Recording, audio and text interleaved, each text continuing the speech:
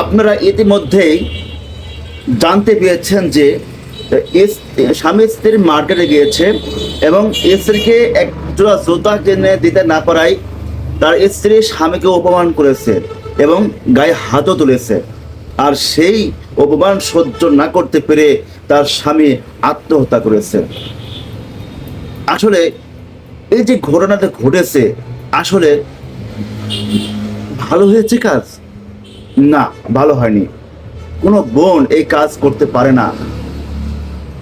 দেখতে হবে যে আমার স্বামীর সামর্থ্য কতটুকু আছে, সে আমাকে কিনে দিতে পারবে কি পারবে না, সেটাও কিন্তু দেখতে হবে। কিন্তু আমরা এগুলো দেখি না। আমি যা ইচ্ছা তাই করব, যা ইচ্ছা তাই চাবো, যখন ইচ্ছা তখন চাবো। না, আপনার স্বামীর সামর্থ্য অনুযায়ী আপনাকে মার্কেট করতে হবে।